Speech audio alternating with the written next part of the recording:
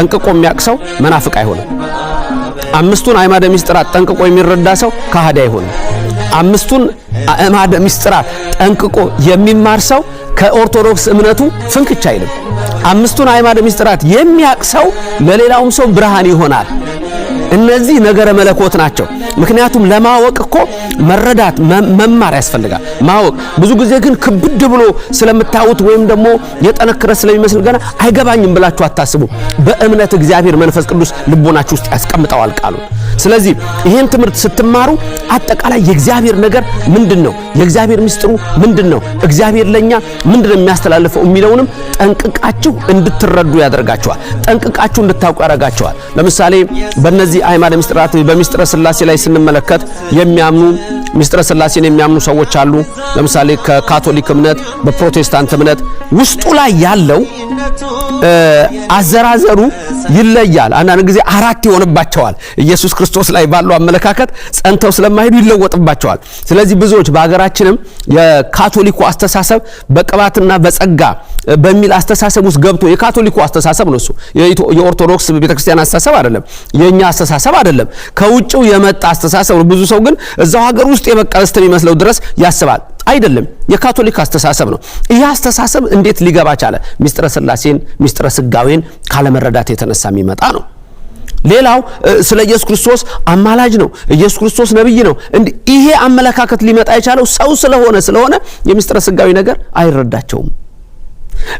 እንደገና ደግሞ በሌላ እምነት ለምሳሌ የእስልምና እምነት ተከታዮች ሚስጥረ ሥላሴን አያምኑም።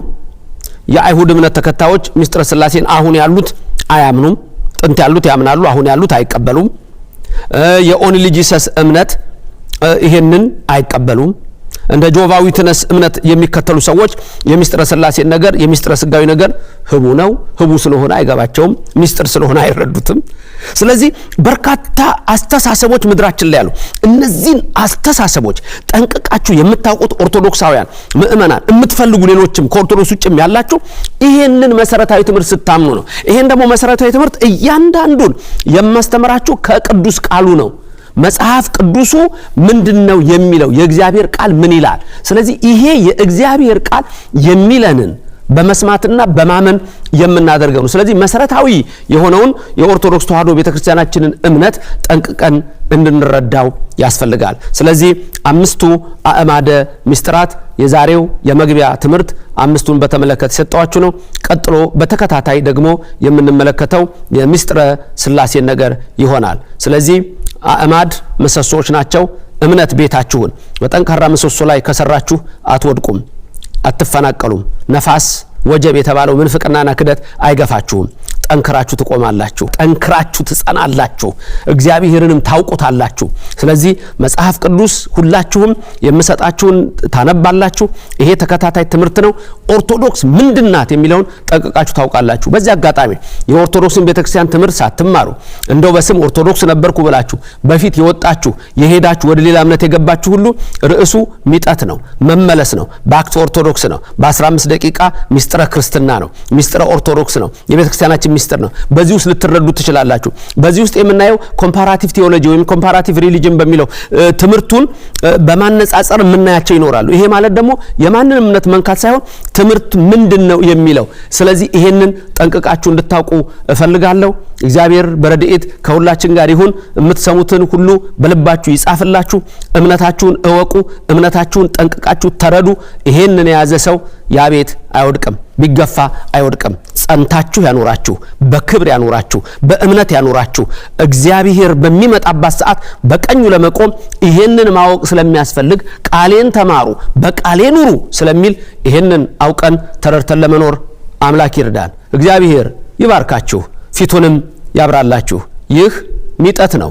ሚጠት መመለስ ነው። ባክ ቱ ኦርቶዶክስ ወደ እውነተኛይቱ እምነትና ወደ እውነተኛው መጽሐፍ ቅዱስ መመለስ ነው። የጠፉትን ይመልስልን፣ ያሉትን ያጽናልን።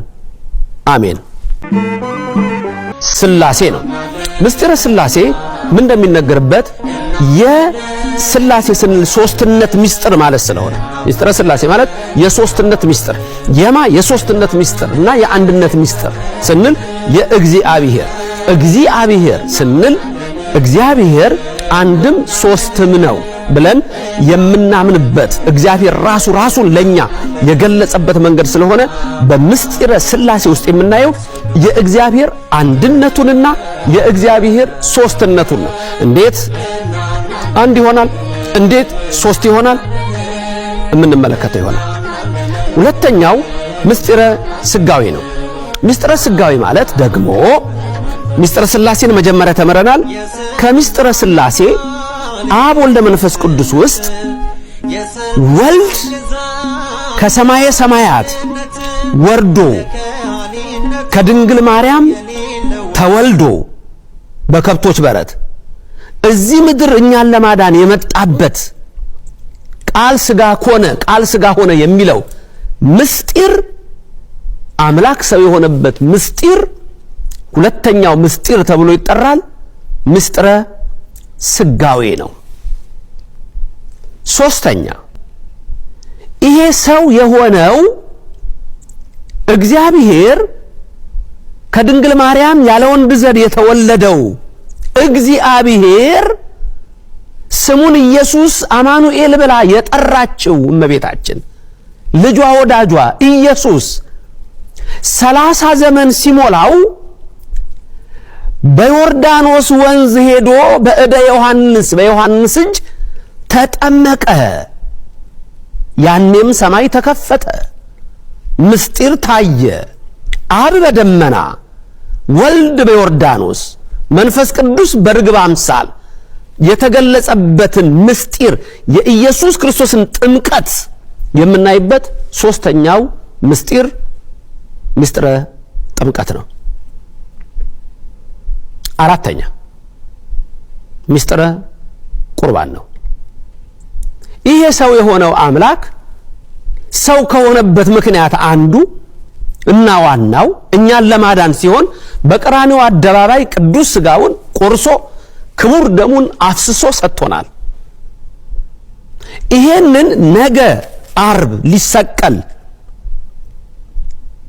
ለዓለም ቤዛ ሊሆን የዓለም መድኃኒት ኢየሱስ ክርስቶስ እጆቹን ለሕማም ሊዘረጋ በሆነበት ማታ ሐሙስ በዋዜማው ከመሰቀሉ ማታ ሐሙስ ዓርብ የተሰቀለው ከቀኑ 6 ሰዓት ይሄ አምላካችን ኢየሱስ ክርስቶስ ማታ የጸሎት ሐሙስ በምንለው ቀን የአይሁድ ፋሲካ በሆነበት ቀን ትሕትናን ባሳየባት ቀን በተያዘባት ቀን በጸለየባት ቀን ማታ ምስጢረ ቁርባንን ሰርቷል። ይሄ ሥጋዬ ነው ብሉ፣ ይሄ ደሜ ነው ጠጡ ብሎ የሰጠበት ሥጋዬ ነው ደሜ ነው ብሎ ህብስቱን ለውጦ ወይኑን ቀይሮ ሥጋውና ደሙ አማናዊው አድርጎ ለደቀ መዛሙርቱ ምስጢረ ቁርባንን ሰጥቶ የሰጠበት ያ የሐሙስ ምሽት ምስጢር ዘላለም እስከ ምጽአት ግን የምናደርገው ይሄ ምስጢር ምስጢረ ቁርባን ይባላል። ቆረበ ተቀበለ ማለት ነው። የምንቀበለው ሥጋውና ደሙን የምናይበት ምስጢር ምስጢረ ቁርባን ተብሎ ይታወቃል።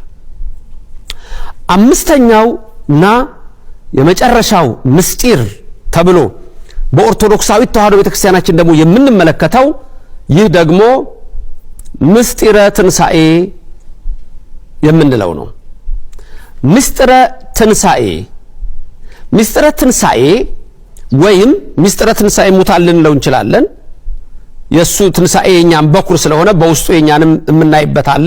እሱ ለብቻው ነው። ምስጢረ ትንሣኤ የኢየሱስ ክርስቶስ ከሞት የመነሳት ምስጢር። አልዓዛርም ከሞት ተነስቷል። አንሺው ኢየሱስ ክርስቶስ ነው። ወለተ ኢያኢሮስ ከሞት ተነስታለች። አንሺዋ ኢየሱስ ክርስቶስ ነው። ወልደ መበለት ከሞት ተነስቷል። አንሺው ኢየሱስ ክርስቶስ ነው። እሱ በራሱ ተነሳ።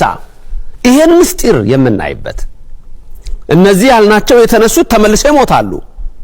እሱ ግን ዘላለም ሕያው ነው። እኛንም እንዴት ሕያው ያደርገናል? ተመልሰን ሞት የለብንም። ከትንሣኤ ዘጉባኤ በኋላ እንዴት ነው ይሄ ምስጢረ ትንሣኤ? ኢየሱስ ክርስቶስ እንዴት ባለ ሁኔታ ተነሳ የምናይበት ነገረ እግዚአብሔር የሆነበት ነገረ መለኮት የሆነበት ህቡአት ምስጢራት የተባሉ እነዚህ ምንድነው የሚያስተምሩን የሚለውን የምንመለከትበት ነው። ስለዚህ እነዚህ አምስቱ አእማደ ምስጢራት ተብለው የሚታወቁትን በተከታታይ የምንማርባቸው ናቸው። ስለ ምስጢረ ሥላሴ ስለ እነዚህ ስለ አምስቱ አእማደ ምስጢራት ስለ ሁሉም ስንነጋገር በኦርቶዶክስ ተዋሕዶ ቤተክርስቲያን ብቻ ያሉ እጅግ እግዚአብሔር መንፈስ ቅዱስ በአባቶቻችን የሰራው ሥርዓት ነው። አባቶቻችን ሁሉ አምነው የኖሩት ይሄንን ነው። አምስቱን አእማደ ምስጢር ጠንቅቆ የሚያቅሰው መናፍቅ አይሆንም። አምስቱን አእማደ ምስጢራት ጠንቅቆ የሚረዳ ሰው ከሃዲ አይሆንም። አምስቱን አእማደ ምስጢራት ጠንቅቆ የሚማር ሰው ከኦርቶዶክስ እምነቱ ፍንክች አይልም። አምስቱን አእማደ ምስጢራት የሚያቅሰው ለሌላው